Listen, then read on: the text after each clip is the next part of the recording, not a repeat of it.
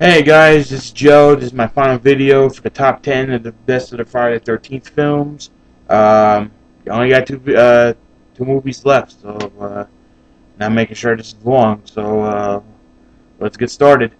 For my number 2 in the top 10, it has to be Jason Lives, which is part 6. This movie was made back in 1986. Um, this movie was great. Not just because of the acting, but because of the music that was involved.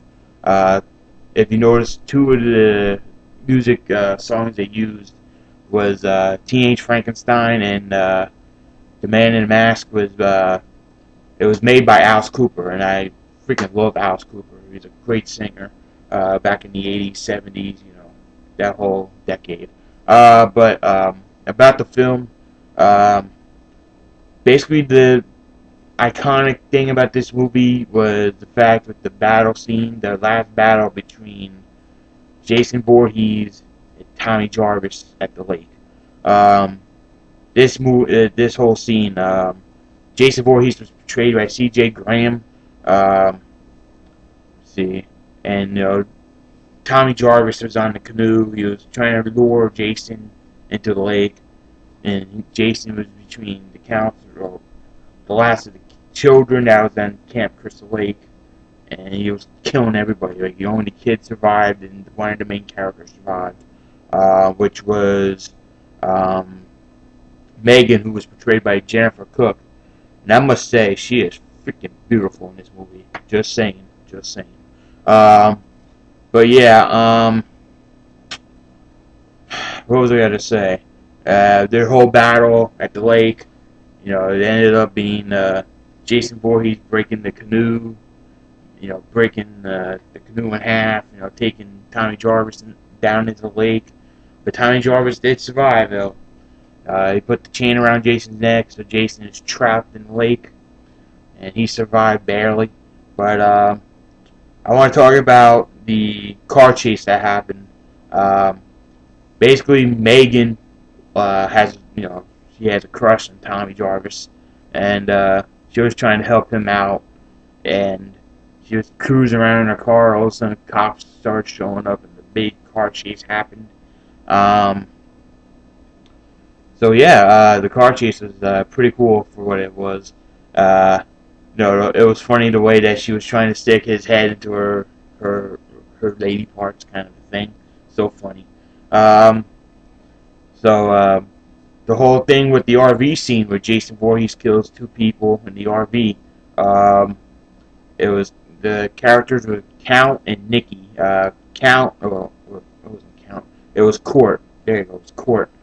He was portrayed by Tommy Fridley. Don't really know much about him. And Nikki was portrayed by Darcy DeMoss. Don't really know about her. Just know that they're in film. It was an awesome film. And Jason Voorhees was, you know, choking around, like he took the power out for the RV. So, because they were making out first in the RV, the power went out, and so Nikki sent Cord out to see, what the problem was. The power was out, so they had a backup generator. Well, it was like the RV's second backup power. Put that on. He starts driving the RV. The RV starts shaking a lot because he's a crazy guy. And Jason Voorhees ended up being in the bathroom. Takes Nikki into the bathroom, shows her head or shows her face right into the mirror and goes right through the RV. And I think that was pretty cool.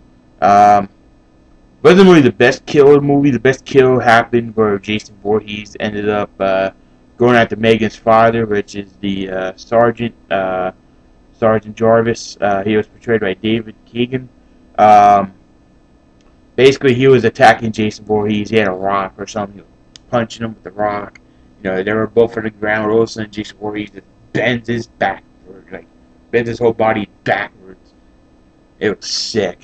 Probably one of the sickest kills in the movie, or in the franchise rather. Just seeing that was it. When I first saw it, it made me sick actually. But basically, and also one of the other kills I liked happened in the beginning of the film. Where Tommy Jarvis and his one of his inmates, whatever his name was, Haas.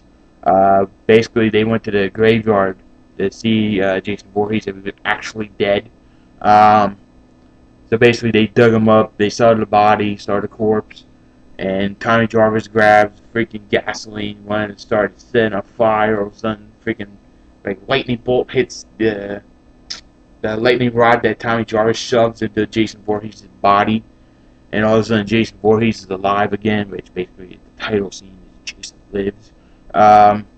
So basically, Jason gets out of his freaking casket. He starts chasing both Tommy Jarvis and Hawes, and freaking Jason Voorhees' like hand goes right through Hawes' like freaking stomach and everything. It's freaking awesome. Just seeing that kill was awesome.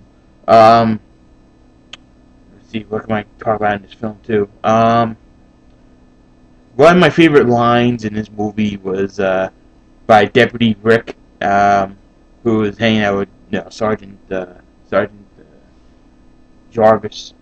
Well, not Jarvis. Garris, sorry. Sheriff Garris. And he was like, he had the new gun that he had. He had the whole red dot on his gun. And he goes, whenever the red dot goes, you bang.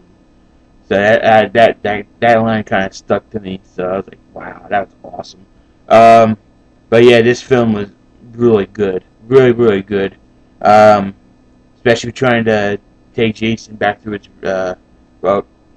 trying to make Jason to the zombie Jason. What else can I talk about this film? Oh yeah, when he killed one of the camp counselors, Sissy, she was helping out one of the kids. Go figure, the kid name is Nancy. Go figure, the Nightmare on Elm Street, because Nancy's like, oh, I had a nightmare, So yeah, they kind of made fun of Nightmare on Elm Street with that scene, and basically, Sissy was in the bunk by herself, and the wind starts pulling the door back and forth. So she tries closing the door the second time. Jason Voorhees just pops out of nowhere, and Jason Voorhees just throws her body all around the freaking bunk. It's freaking awesome. So yeah, that's basically what I want to talk about for this for that film.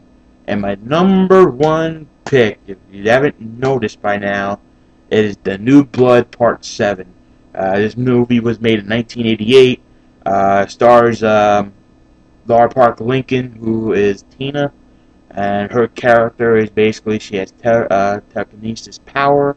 If you haven't guessed it, I love the movie Carrie.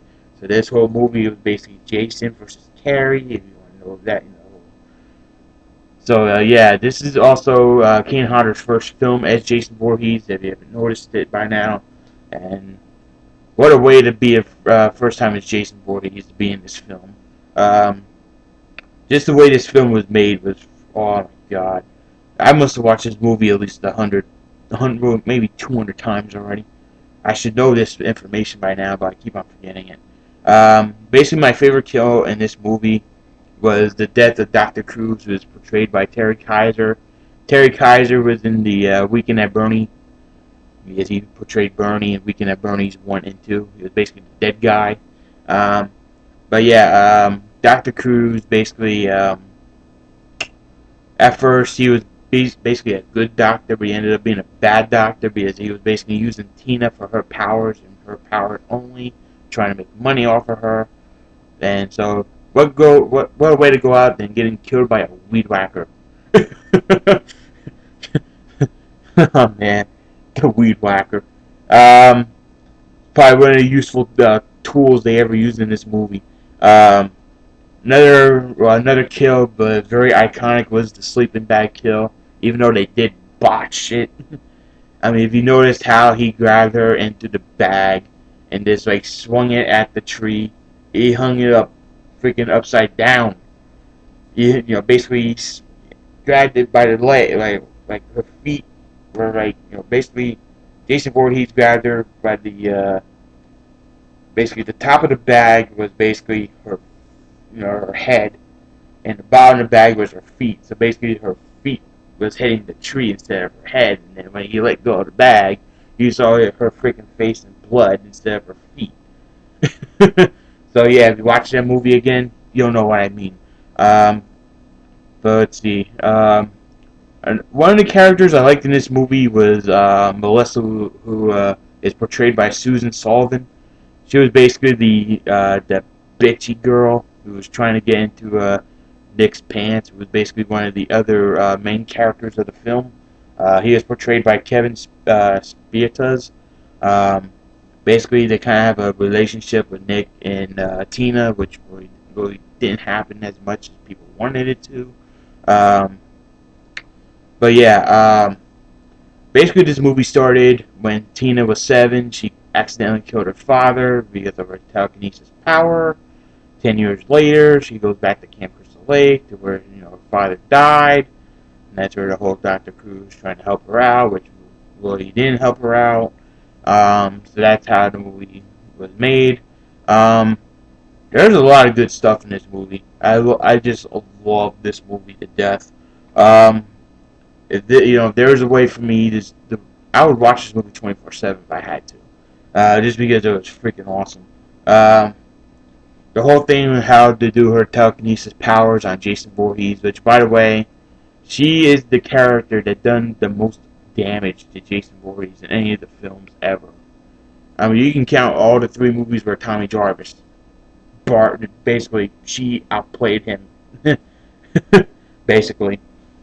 Or technically 2 films, because in part 5 Jason Voorhees wasn't even in part 5. It was Roy. But anywho, there's a lot of good stuff in this film. I love the scene where Eddie, who is the guy who's he is the sci-fi writer, and he was trying to trying to see what other stuff he can come out with for books, and Melissa is trying to make Tina jealous. Well, not Tina jealous, but she was trying to make Nick jealous by going with Eddie, and also, basically Melissa was just using Eddie to try to get at Nick, the whole thing with Nick and Tina, and basically Melissa's like, I'm only using you just to get at Nick, and Eddie's upset, blah yada yada. He's like, I'm gonna take a very cold shower with soap on a rope, that whole the whole line. I'd rather be with a soap on a rope. And they had a lot of good people in this movie. I would definitely recommend this movie. Really, I would. So yeah, that's basically the end of my top 10. I hope you guys enjoyed. I'm sorry that it took so long, and I'm freaking tired. This is why I pretty much rushed through these 3 videos. So I'm sorry if I didn't really get to your favorite scenes in the whole movie. So if you want to listen down below in your comments, your favorite scenes for any of the movies that you like, the Friday the 13th franchise, let me know. And of course, if you have any for any of the future stuff you want me to do, like any top 10s, just let me know, and I'll get try my best to get to those top 10s. So happy Friday the 13th, everybody, and I'm out.